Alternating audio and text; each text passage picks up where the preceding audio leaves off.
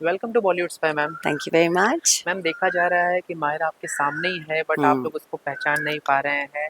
फिर भी अबीरा उसके साथ इमोशनली कनेक्ट हो गई है। क्या कहना चाहेंगे, क्या सिनेरियो था, बता सकती हैं? ये बहुत ही सुंदर एक यू नो मोतियों को पिरोया है हमारे राइटर्स ने, हमारे मेकर्स ने, प्रोड्यूसर्स ने।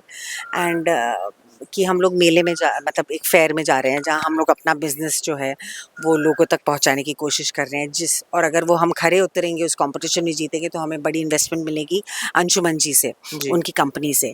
और यहीं पर मायरा और अरमान और गीतांजलि वो भी आते हैं, because Myra wants to do this competition. तो वो माउंट आबू से उदयपुर आए हैं। एंड अरमान जो है मेरे ख्याल से बहुत ही सेक्लूड करके हो रहा है, because he doesn't want to meet anybody, because हम तो उदयपुर में ही हैं एक तरह से। लेकिन परिस्थिति इतनी बदल जाती है कि मुझे मेले में वहाँ पे फेयर जो है उसमें भी लगता है कि अरमान यहीं कहीं है। उसकी आवाज़ सुनाई देती है मुझे जब वो मायरा करके आवाज़ देता है, और मुझे लगता है कि मेरा बेटा यहीं कहीं है। फिर मुझे लगता है नहीं नहीं, शायद मेरी आंखें धोखा खा रही हैं, क्योंकि वैसे ही मेरी आंखें कमज़ोर हो गई हैं, कम दिखता है, तो इसीलिए ऐसा तो नहीं मैंने भ्रम हो मेरा, मैंने किसी और को देखा। तो ये सारी चीज़ें होती हैं। और यहीं पर मायरा जो है वो रूठ कर थोड़ा अरमान और गीतांजलि से चली जाती है, भाग जाती है। और भागते भागते वो ऑटो रिक्शा में बैठ जाती है। ऑटो रिक्शा के बाद ऑटो रिक्शा वाला बड़ा बदमाश होता है। वो अपने दोस्तों को फ़ोन करता है किडनैप करने के लिए प्रॉब्ली। और लेकिन ये जो है बड़ी चंटो चालाक भी है, बिकॉज इसे बड़ा स्ट्रीट स्मार्ट बनाया है अरमान ने। और इसे बोला है जब भी ऐसी कोई बैड अंकल्स लोग आते हैं तो चुपचाप से छुप जाओ तुम, बस में जाके छुप जाओ या कहीं पर छुप जाओ। तो ऐसे ही वो कार्टन डब्बे जो होते हैं, बॉक्सेस जो होते हैं, कार्टन में जाके छुप जाती है। एंड उसी कार्टन में, अगर आप लोगों को याद होगा कि अभीरा ने पूकी जब छोटी थी उसको छुपाया था वहाँ पर एंड गुंडों से। और जब वो वापस उस डब्बे पे जाती है तो वहाँ पे पूकी उसे नहीं मिलती है।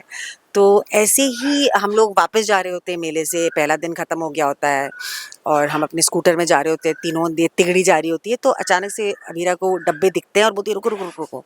तो ऐसा हुआ है कि जब भी उसे कहीं ऐसे बॉक्सेस दिखते हैं वो हमेशा जाती है उस तरफ, देखने के लिए कि कहीं मेरा जो पहला अतीत में जो मैंने गलती करी उसको मैं ठीक कर सकूं कि नहीं। हालांकि पता तो है हमें कि ऐसा नहीं हो सकता कि पूकी वहीं मिलेगी जी।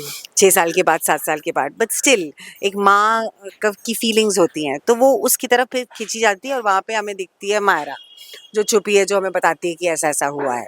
अब हम लोग संपर्क करने की कोशिश करते हैं। मायरा नंबर देती है जो मेरे फ़ोन पे ले लेते हैं। मेरा फ़ोन बाद में टूट जाता है और अरमान और गीतांजलि फ़ोन कर रहे होते हैं, तो ये एक मिसकम्युनिकेशन हो जाता है, बात नहीं, कम्युनिकेट नहीं कर पाते हैं। एंड मायरा को हम अपने घर रख लेते हैं। अब यहाँ पर दिखाते हैं कि ऑब्वियसली बिकॉज एक अलग ही अनकहा सा एक बॉन्ड आप देखते हैं अबीरा और मायरा का बनता हुआ। जी। एंड यहाँ पर मासा है जिसको ये लड़की नहीं भाती है, बिकॉज ये बड़ी चंटो चालाक है। इसने हमारा जो दुपट्टा था वो भी चोरी करके भाग गई थी।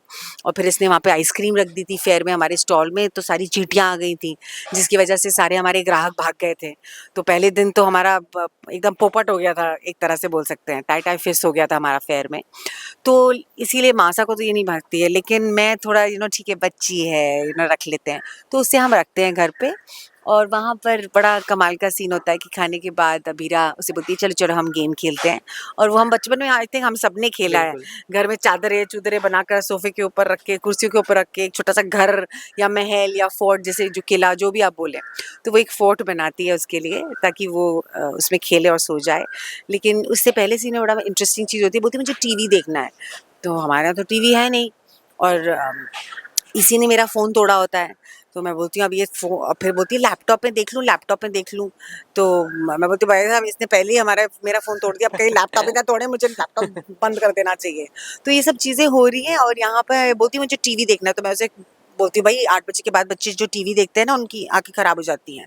बोलती है लेकिन हम माउंट आबू में थे। तो हाजिरी जवाब है इसके पास, हाँ, हाजिरी जवाब वाली लड़की है। बोलती माउंट आबू में तो सब देखते हैं, मैं भी देखती हूँ। बोला वो माउंट आबू में होगा, उदयपुर के बच्चे, उदयपुर में अगर कोई बच्चा देखता है तो उसकी आंखें खराब हो जाती है। ऐसे ऐसे हम उसे झूठ मूठ बोल रहे हैं, गप्पे मार रहे हैं उससे, ताकि वो ना देखे टीवी, बिकॉज हमारे पास टीवी है नहीं।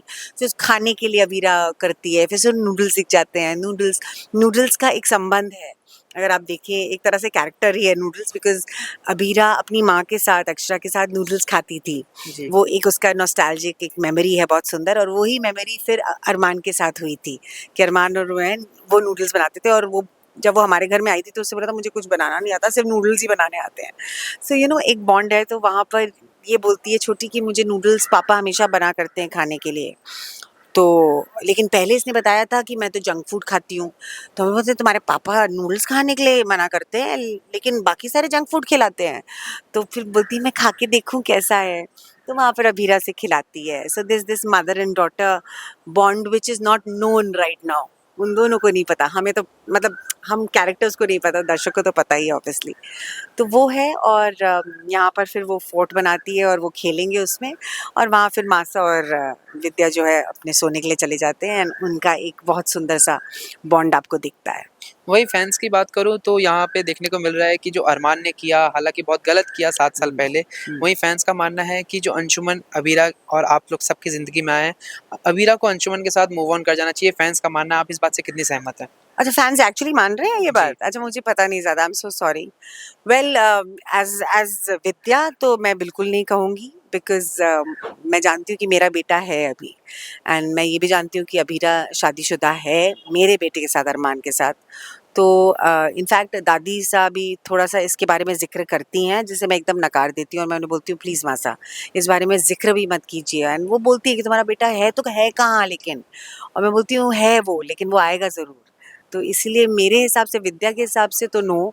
एंड एज़ फॉर श्रुति अगर मैं एज़ एन ऑडियंस बोलूँ तो I don't know, of course जो अरमान ने उस समय किया था was not right step because वो इतना ऑब्सेसिव हो गया था, इतना अंधा हो गया था पूकी के प्यार में कि कोई भी उसके लिए कुछ अच्छा करने की कोशिश करता था उसे वो बुरा लगता था। एंड वो इतना अंधा हो गया था, इतना अंधा कि वो उसको लेके मतलब चला ही गया and पूरे परिवार से परिवार के साथ लड़ के चला गया, मेरे साथ बोल के चला गया मुझे कि आप तो सौतेली माँ हैं। जब मैं अभीरा का साइड दे रही थी और बोल रही थी कि ये लड़की बेचारी सब कुछ करके अपनी जान गंवाकर इसने पूकी को बचाया उन गुंडों से। तो यहाँ पर अरमान को ऑब्वियसली कुछ नहीं समझ में आता है, सुध-बुध खो दी है उसने, वो चला जाता है। लेकिन अब I don't know how it is gonna be. एक तरह से आपको लगता है कि नहीं, अब वो उसने जो किया था वो ठीक नहीं किया था। एंड आप अभीरा को भी देखते हैं कि देखो ये लड़की मासा और विद्या के साथ भी जो हुआ है पोद्दार खानदान में, पूरी जो प्रॉपर्टी थी सब बंसल्स ने हड़प ली है एक तरह से, जी। फौज सिग्नेचर्स करके। तो वहाँ पर वो हुआ है, लेकिन उसके बनस्पत भी अभीरा जो है वो इन दोनों के साथ है, मासा और विद्या के साथ। और छोटे-मोटे अपने केसेस करती है और इन लोगों का ख्याल रखती है। तो वहाँ पर कहीं न कहीं आई एम श्योर इसीलिए ऑडियंस को लगता होगा कि शी शुड मूव ऑन। तो ये भी पर्सपेक्टिव है, बट होगा तो वही जो लिखा जाएगा। बिल्कुल मैम।